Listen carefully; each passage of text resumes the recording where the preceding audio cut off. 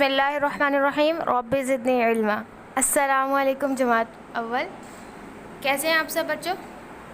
आज हम एक और सरगर्मी लिखेंगे जो कि बहुत ही आसान है उर्दू ग्रामर की कॉपी में। तस्वीर देखकर जुमले बनाएं।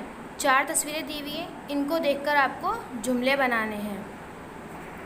नंबर 1 पे क्या बना हुआ है बच्चों, गेंद बनी हुई है। नंबर 2 पे गाड़ी, नंबर 3 पे घर, नंबर 4 पे पेंसिल।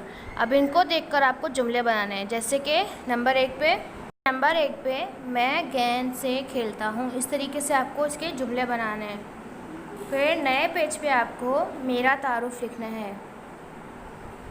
5 लाइनें लिखनी है आपको। किस पे, मेरा तारुफ, अपने बारे में लिखना है। जैसे मेरा नाम, अपना नाम लिखेंगे, मेरे अब्बू का नाम, मैं कौन सी जमात में पढ़ता हूँ। इस तरीके से आपको 5 लाइनें लिखनी है अपने बारे में। ओके स्टूडेंट्स, अल्लाह हाफ़िज़।